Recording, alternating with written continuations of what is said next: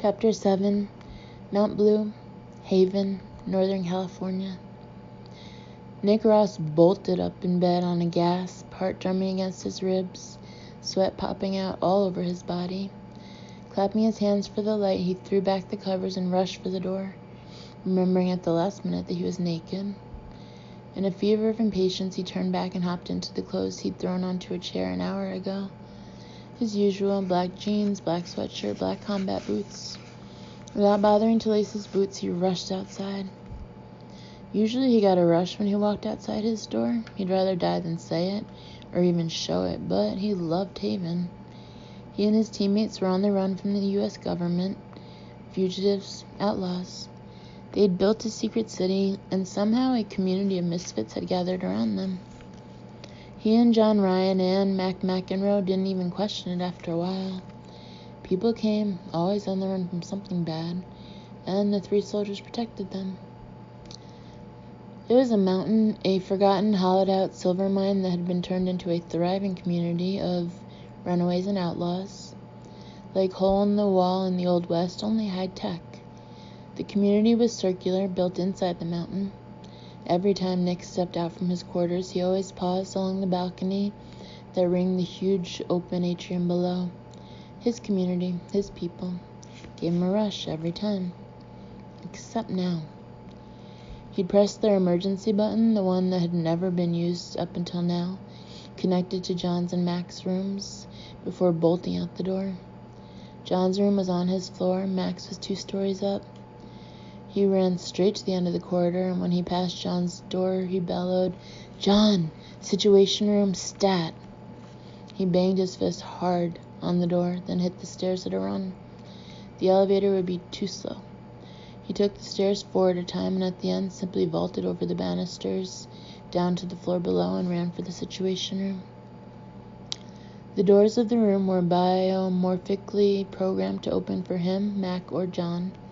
But it took 2 seconds to process, and he had to stand there, 3 feet out, practically hopping in place, fear and panic prickling along his nervous system until the door whooshed open. He rushed inside and skidded to a stop, looking around wildly for something, anything, that could help. Their situation room wouldn't have been out of place in the new Pentagon. They had it all, including holographic monitors showing every inch of the security perimeter around Haven. If a jackrabbit shot in the woods, they knew about it. They were illegally linked into every overhead satellite, and at any given moment, 1 or 2 of their almost invisible drones was dropping visual, IR, and thermal images onto their servers.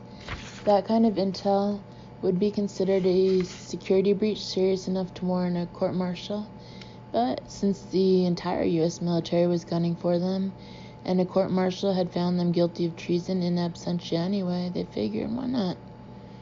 Their server farm, hidden in the mountain, was one of the largest in the world. They had serious crunching power at their disposal, not to mention serious firepower. The armory would do any military installation proud. None of it was helpful at the moment, because what Nick really, really needed was... what? Fuck. He didn't know what he needed, but he needed it now. The door whooshed open. John came in at a run. Wheeling to a stop, he checked the monitors, which showed acres and acres of nighttime mountainside. Utterly peaceful, utterly normal, utterly calm. Sensors blinking green. What the fuck, Nick? John's bright blue eyes narrowed as he glared at him. His blonde hair was tousled, shirt buttoned wrong, sweatpants hanging off his hips. He looked around again at the monitors, brought his gaze back. I repeat, what the fuck? It took every ounce of his self-control, but Nick managed not to twirl around, hands on head, looking for something that could be an outside sign of what was going on inside. His heart was pounding, adrenaline running through his system, and he had nowhere to go with it, nothing to hang this huge flaming ball of desperation on. He tried to speak, but his throat was too tight. On the second try, he got it, but what he wanted to say was so enormous, his voice cracked. She needs me. She's in danger, and I have to get to her now, and I don't know where she is, and she fucking needs me. Normally, he would have been ashamed to death that his indrawn breath sounded like a sob, But right now he didn't give a fuck. It didn't matter. Nothing mattered but Elle. John's eyes narrowed further. Who needs you? What are you talking about? All Nick could do was stand there and pant, fists clenched so hard the knuckles were white. Ready to fight John, ready to fight the world if it could help her, but it wouldn't. He couldn't help her until he knew where she was and what she needed. Elle, he said simply, because with all the thoughts swirling in his head, that was the only thing that stood out, that made sense. Elle. Elle in danger. God. He couldn't even stay in the same room with that thought. John shook his head and turned gravely when the door opened. Mac walked in, arm around his wife, his pregnant wife. The pregnant wife Nick had woken up.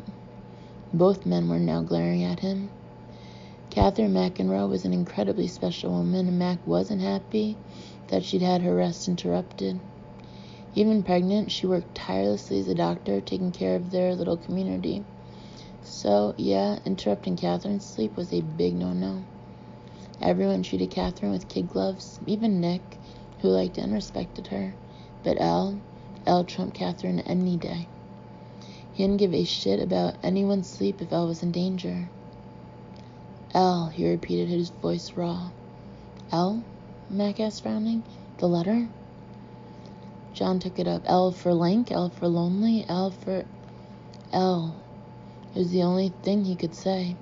His head was going to blow up. Every single danger hormone in his body was awake with nowhere to go. He was a guy built for action, and he always knew which action to take. To be so primed, so pumped, so fucking scared and dying a race to the rescue, to have no idea where, was driving him batshit crazy.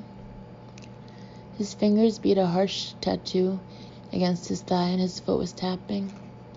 John, Mac, and Catherine simply stared at him. He knew what they were thinking. Nick Ross, agitated? Scared? What was that about? Nick didn't do agitated and scared. Nick, Catherine said gently, and took his shaking hand in both of hers. Mac tensed. Everyone knew Nick didn't like being touched, but this wasn't someone he didn't know entering his personal space.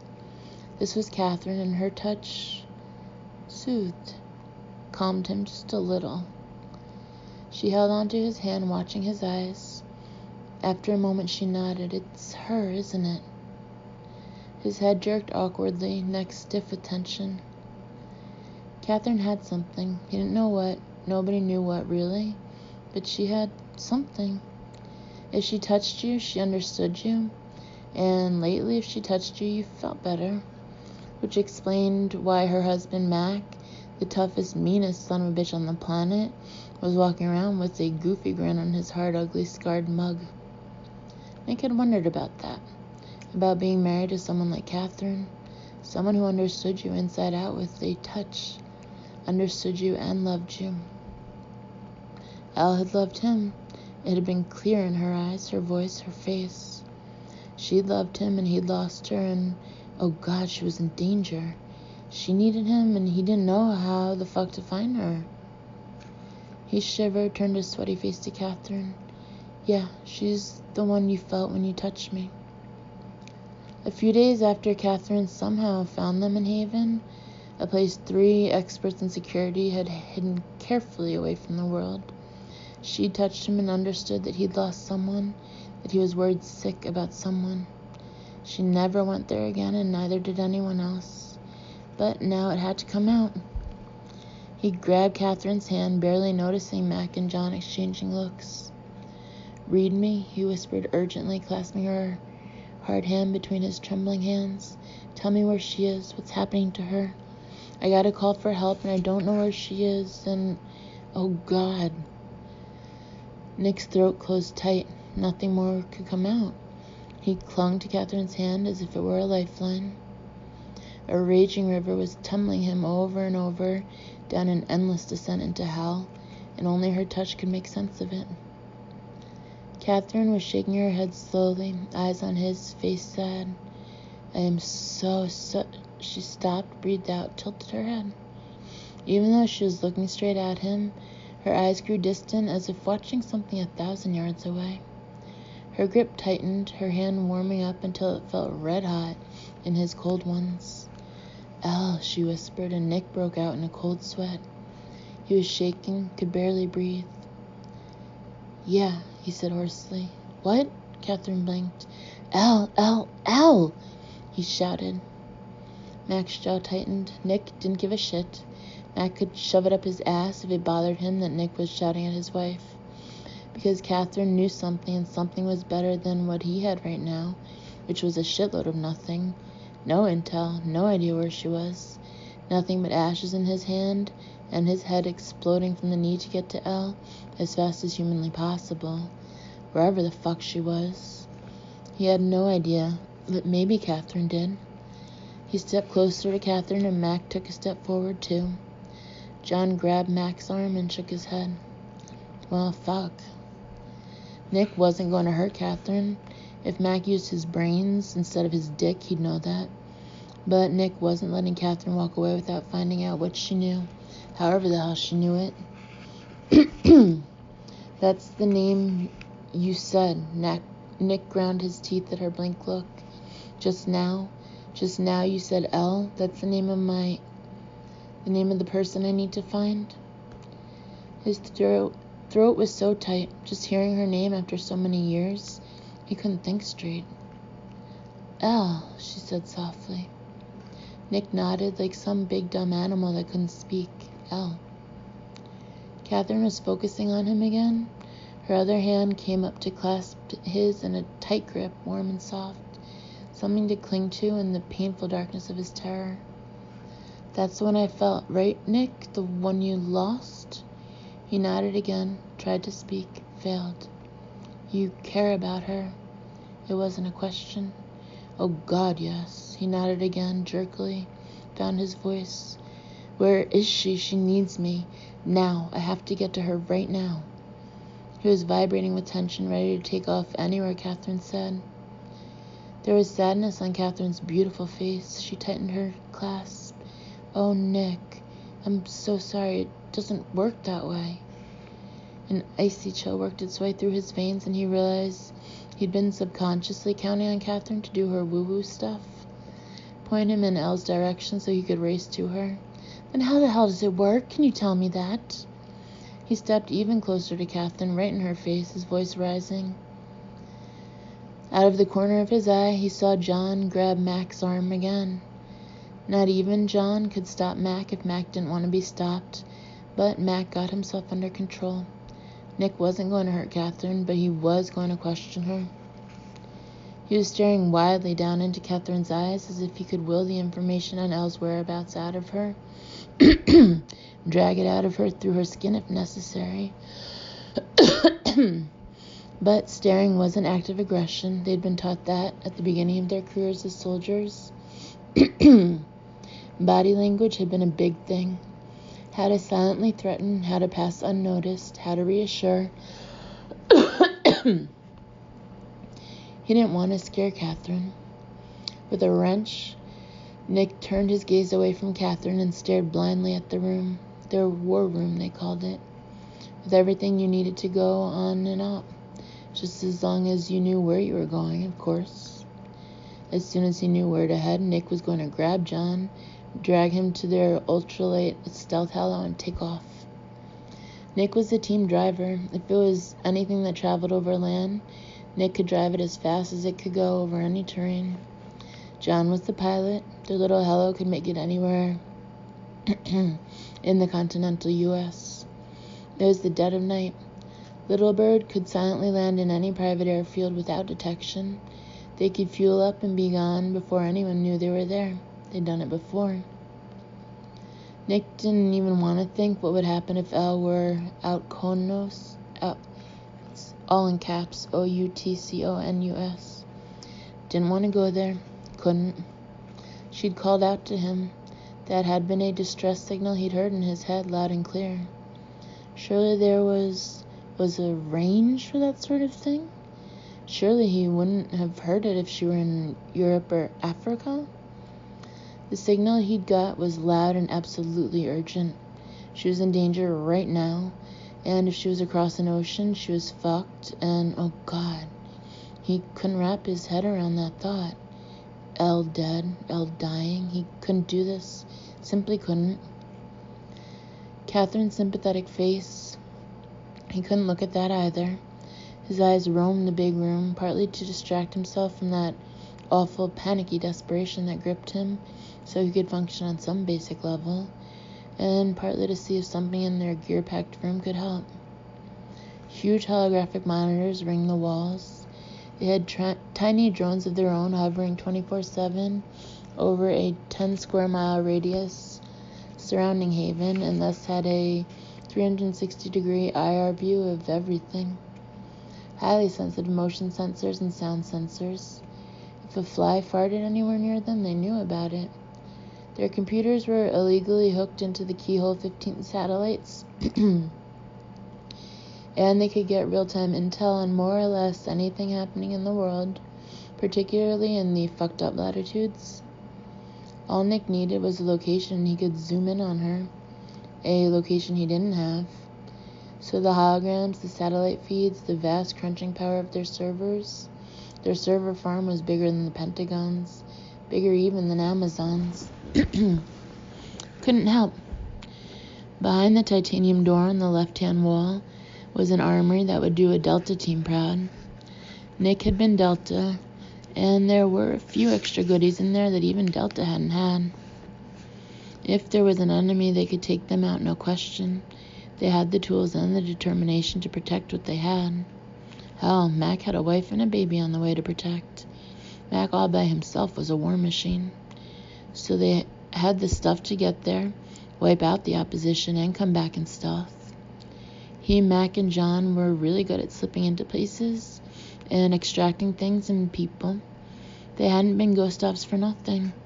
They were ghost ops because everything about their past had been erased.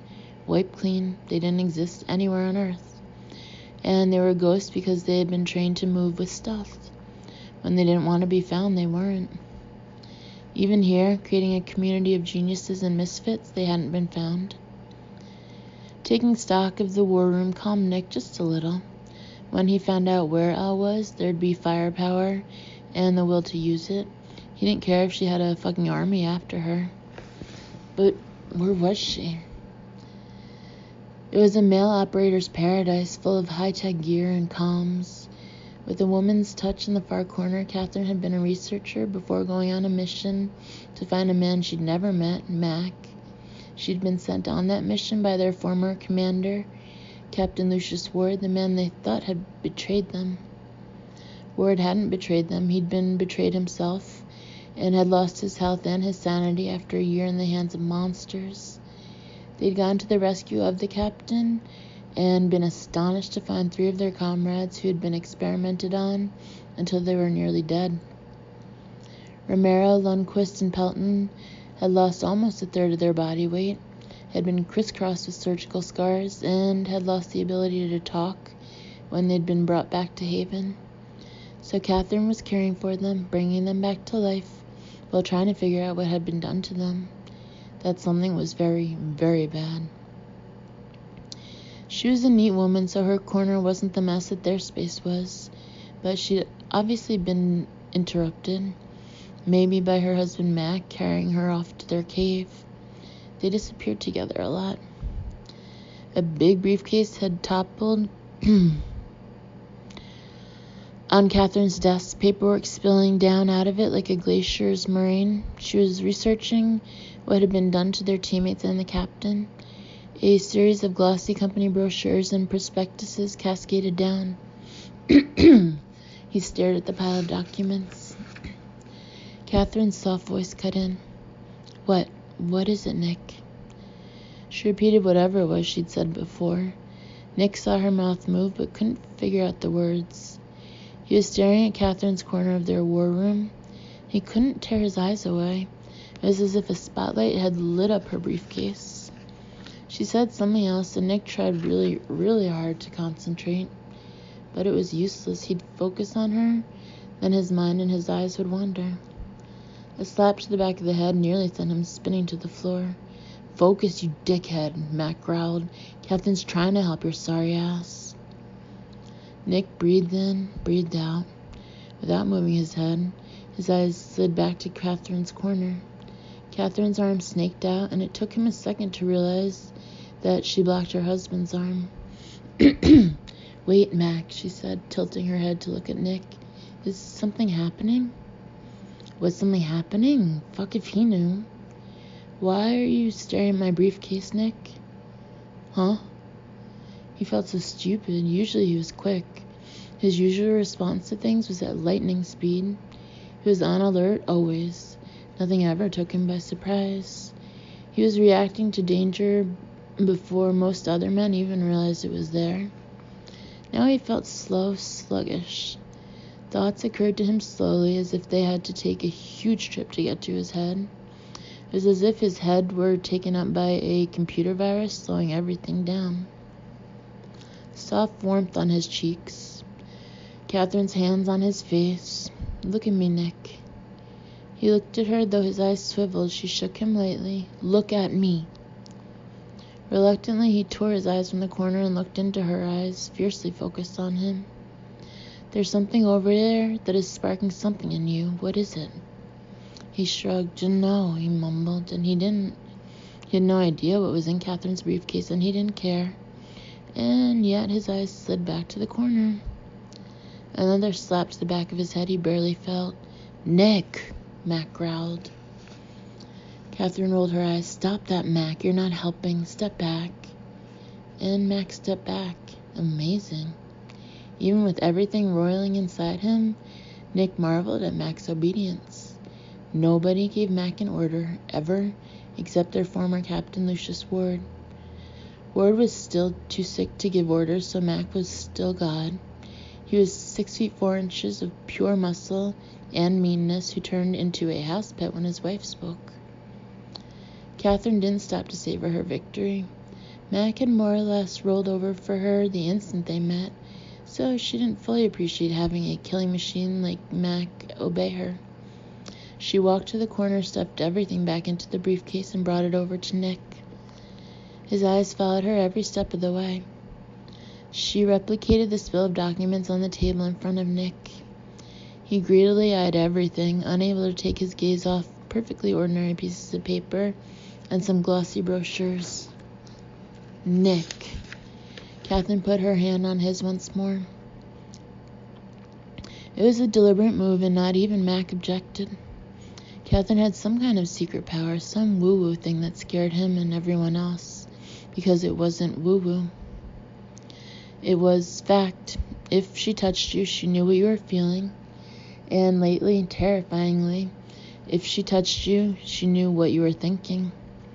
Must be scary shit to be married to someone who could walk around inside your head, but Mac looked pretty happy about it. Nick, Catherine's hand tightened and Nick tore his eyes away from the briefcase.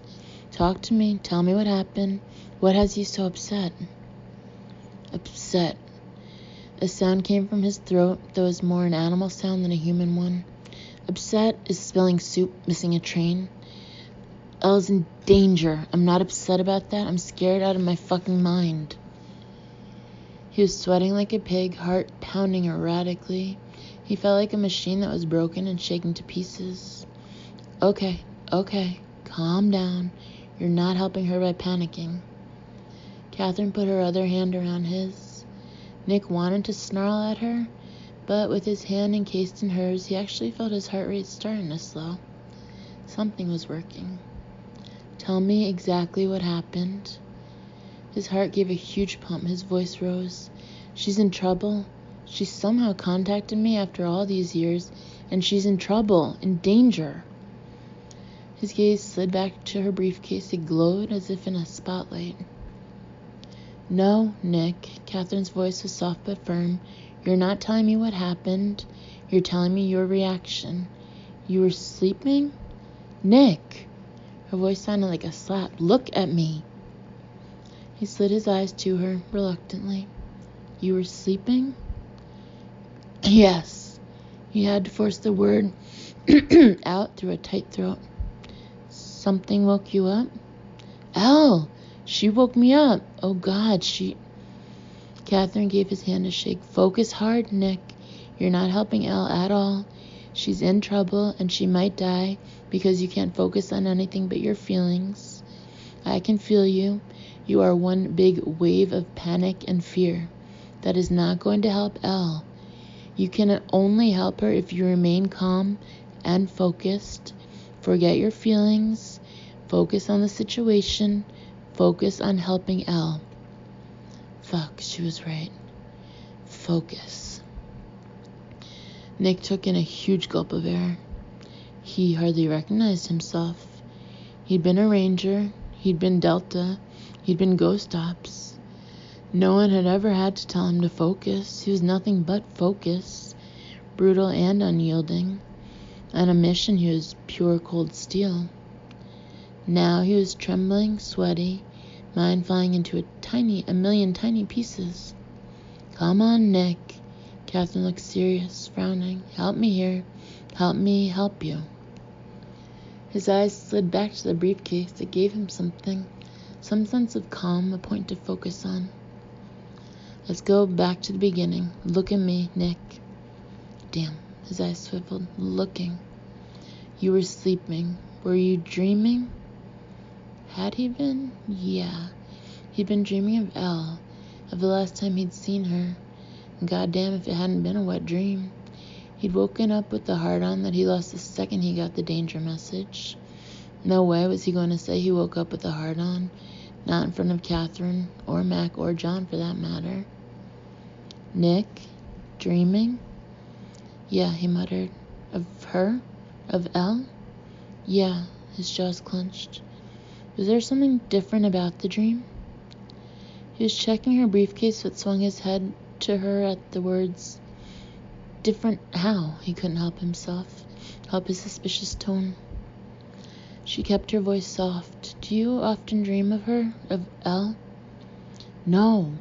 The word was right there in his mouth, filling his mouth. No, of course he didn't dream of Elle. That would reveal a weakness. A man was weak in sleep, couldn't control himself. So, no, he didn't dream of Elle. He didn't dream of anything. Fuck you very much. His dreams were his own goddamn business. Yes, he said. She nodded, and this one had a different flavor. Well, he'd woken up with a woody, if that's what she meant. He'd woken up in a sweaty panic. Close your eyes, Nick. What? Christ. Time was this big, heavy thing swirling around a drain. Elle was in danger right now. He didn't have time for this shit. Nick shifted on his feet. He wanted to pull away from Catherine, run for the door, but he couldn't free himself. He was strong. He'd been strong all his life. He'd been in the military for almost half his life, and every single fucking day he trained for combat. He was a shooter. He'd shot several million rounds in his life. His hands were strong. Once he tested at 180 pounds on the grip strength test. He could crush Catherine's hand in a nanosecond. Except he couldn't pull free from her. You are scared and you want to spring into action. Catherine's eyes exerted a pull as great as her hand. He couldn't look away from her. But you have no idea where to go. I'm trying to help you, Nick. If Elle sent you a message, she also sent you the way to find her, so you need to listen hard to what she tried to tell you. Now, close your eyes. There was no way to disobey her. He closed his eyes. Clear your mind, Catherine said. There's only Elle and the message she sent you. That's all there is in the world. She's in trouble, and if she called for help, there's a way to find her in her message, so think carefully. You were dreaming about her, and you heard her cry for help. Think back to that cry. Nick nodded, thought back. You were dreaming about her, about Elle. Then the dream changed, correct? He nodded again. Exactly. That was exactly it. It was as if Catherine had been there. All of a sudden, it lost that dreamlike feeling and became real. Something you could touch and feel. Yes, that had been exactly it. You woke up and felt the danger. His eyes opened. Yes. all over his body, every cell prickling with it, even before he heard the words, the call. Did you see her? Did he? Nick dug deep. There was this huge overlay of sweaty panic. He had to get rid of that, try to remember. His jaw clenched. Yes, I think I did. Another squeeze of his hand. What did she look like? Older. The word popped out as the images in his head suddenly coalesced. Tired, scared. She had her hair all in her face, he said suddenly, short hair, chin length. She always wore her hair long. A sudden flash of memory of Elle's hair trailing over his stomach like a pale waterfall nearly killed him. But it's short now, all in her face, messy like. She's bleeding. Mouth dry, he tried to swallow. From a cut. It's deep. She's worried about it. But not because of the cut itself. There's something else about the cut, but I don't know what. He found himself rocking in distress. I'm not understanding this. Okay, Catherine suggested gently. Don't worry about the cut right now. Put that aside. Is she sitting or standing? What the fuck difference did it make? Still sitting, he said decisively. Suddenly the knowledge was there in his head. A picture of Elle, face in her hands, shoulders sloped in despair. The despair colored the air around her, was deep and dark. Oh, Elle. She's sitting on the floor back to the wall. What's the room like? He hadn't even thought of that. Everything had been centered on Elle, in danger. He concentrated harder. Not a house, or at least her house. I don't get that impression. Everything feels cheap, slightly dirty, not like her at all. Last time he'd seen her, she'd been absolutely broke, but even then, everything had been clean. Threadbare, but clean. The place she was in felt dirty and downscale. What is she seeing, Nick? He screwed his eyes more tightly shut. What was she seeing? He had no idea. Dunno, walls, a bed, but it feels strange to her, not familiar. Like a hotel? Jesus, yes. Yeah, like a hotel, or she's on the first floor, maybe a motel? Do you have a sense of what it looks like from the outside? If it's an unfamiliar place, she'll have noticed more about it than her own home, which would be so familiar to her. So think. Reach in through the screen for help to see if there's more information there. There will be, you just have to find it. Damn. Catherine was making sense. But it had been like one huge powerful pulse, strong enough to wake him, to panic him, but no hidden messages.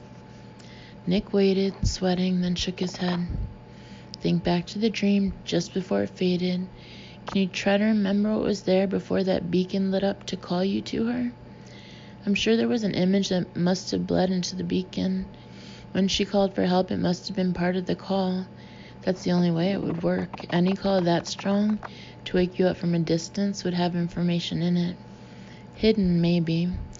Or rather, the beacon call was so strong you can't perceive the other data in it. She looked swiftly at her husband, then at John, the team cyber geek. Think of it as, John, what do you call it when information is hidden but not encrypted in a computer message? Steganography.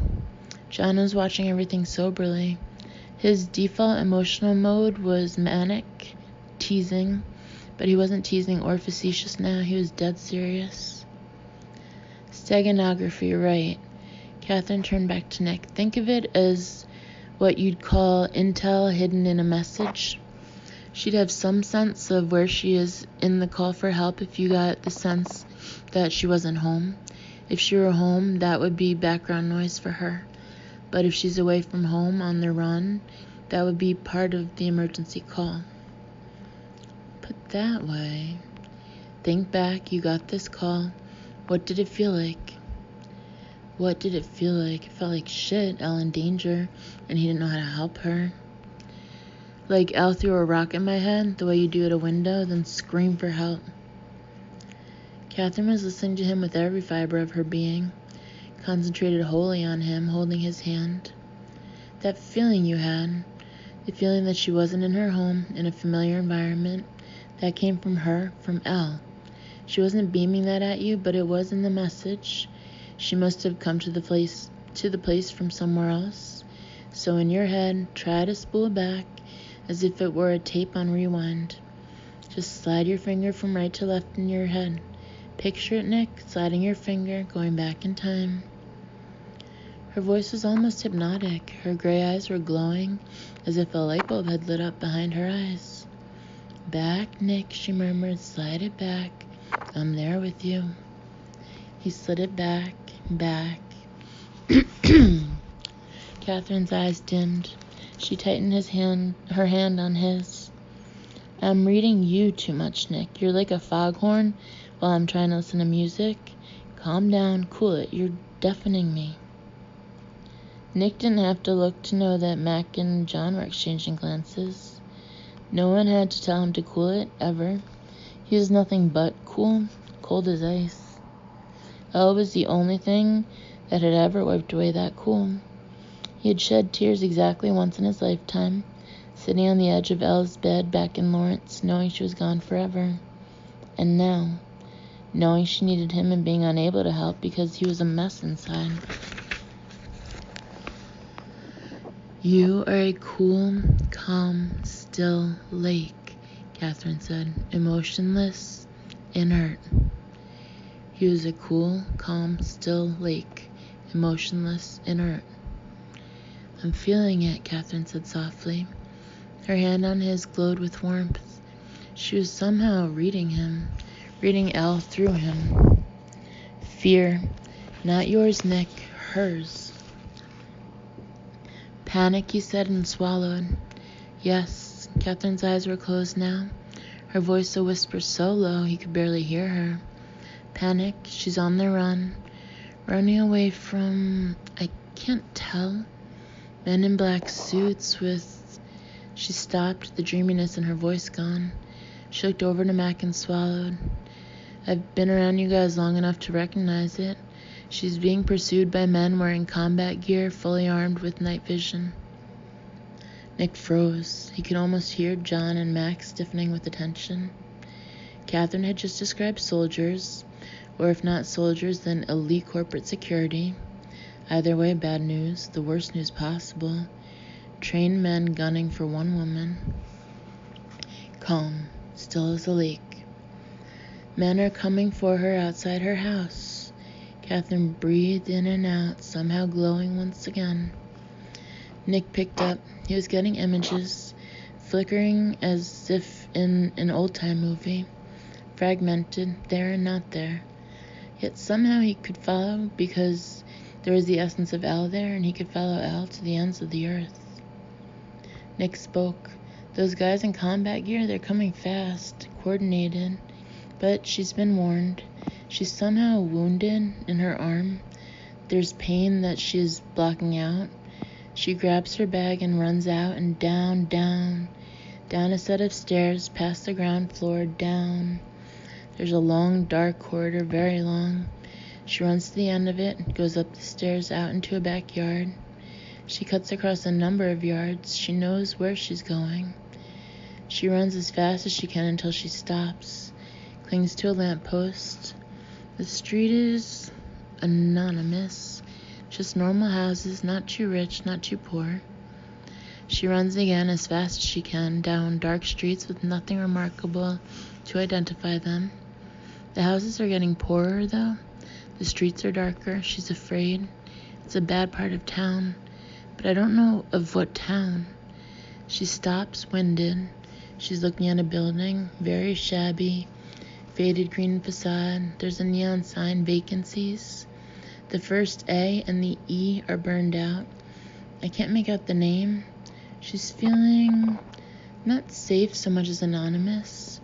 She signs in, pays in cash, leaves a false name. I have no idea what it is. She fades in and out. Did you get a sense of where she is, Nick? Where this hotel or motel might be? Nick's free hand clenched. Well, fuck, if I knew that, I wouldn't be here twiddling my freaking thumbs. I'd be on my way to her, wouldn't I? But he couldn't say that. Couldn't speak disrespectfully to Catherine. First, because Mac would flatten him. Second, because he liked Catherine. And third, because she was trying to help.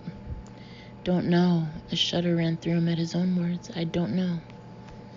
Oh, but you do, Catherine said, her voice gentle.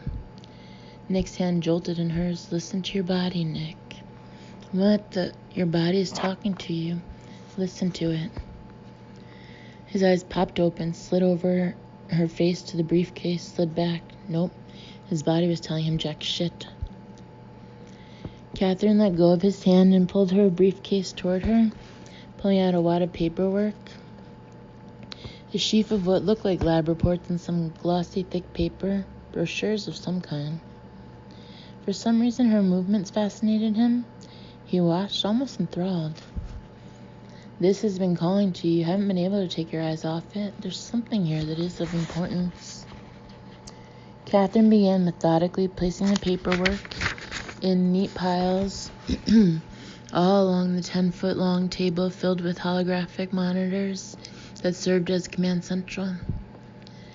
Nick watched as she butted the lab reports into a neat stack, another set of printouts of God knows what.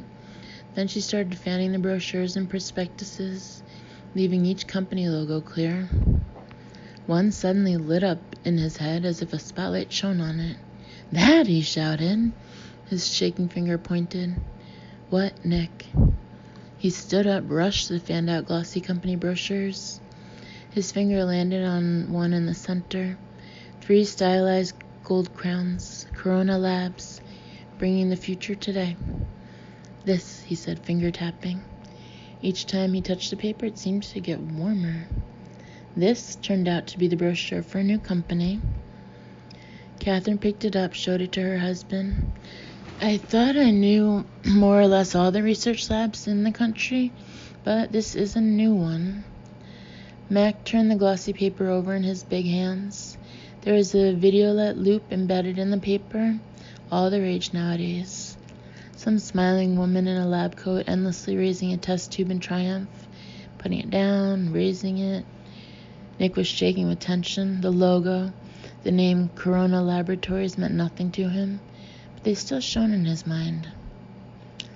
In a corner he could hear John restlessly tapping on the light keyboard, a projection of heat-sensitive light on the table. John's fingers were a blur. Mac handed the brochure to Nick. This mean anything to you? Nick took the thick glossy paper and studied it carefully.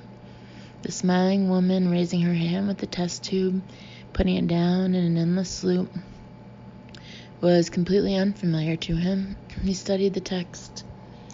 Corona Laboratories, bringing the future today. Corona Laboratories is an offshoot of several highly successful research labs dedicated exclusively to the study of neuroscience. Technobabble. Nick flipped back and forth. The brochure was one of those folded into thirds. The videolet on the cover. Opening it, company data on the left-hand side, and what they called the core mission in the center. The right-hand leaf was taken up with the premises of the company, a crystal Buckminster structure above ground, extensive skylights set in some grassy meadow. Underground it was huge. He didn't give a shit about any of it. This fucking brochure had practically reached out and grabbed him by the balls. So why wasn't he getting what it was supposed to tell him? He looked it over again and again, even flipping it upside down, which did nothing but give him a headache. The reflection off the glossy paper nearly blinded him. He narrowed his eyes. Catherine was watching him closely. What, Nick? He shook his head like shaking off water, a sharp movement. The contact info, the address, seemed to leap out at him. 1657 McGraw Drive, Palo Alto. Palo Alto. Hey, John shouted, just as Nick dropped the paper, as if it burned his fingers. John swiveled the screen. He turned the hologram function off. The screen was showing a newspaper article with no photographs. Corona Laboratories was bought a year ago by none other than Arca Pharmaceuticals.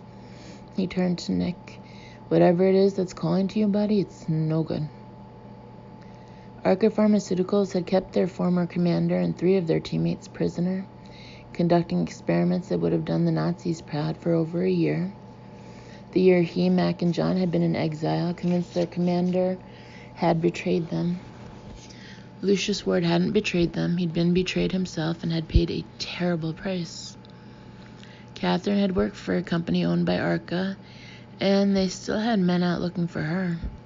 Arca was a multi-billion-dollar company with a whole board full of people who would testify that it was run by angels. Nobody would ever believe that an Arca-run lab had tortured highly decorated soldiers.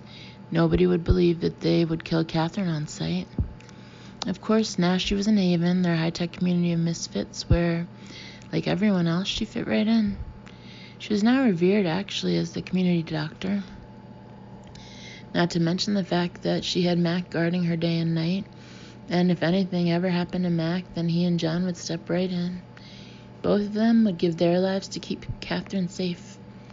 Arca wasn't getting its hands on her. And now Arca was somehow involved in a threat to L2. She was under threat right now, and he didn't know where the fuck she was except that she was in some seedy motel with a faded green facade. Palo Alto, Nick shouted, and all but smacked himself in the face. Somehow, hidden in the distress call was the image of Corona Laboratories. Maybe she worked there, maybe she didn't. The fact was that Corona was mixed up in the threat to her, and Corona was headquartered in Palo Alto. The city was less than an hour away by helo. She's got to be there, that's why I couldn't keep my eyes off that goddamn brochure. But John was grimly tapping on the conference table surface, connected to 4 monitors. On it, he said. Nick rushed to his side, skin prickling. He'd been paralyzed with fear, but now urgency rushed over him, like a flood that had been dammed up but now released.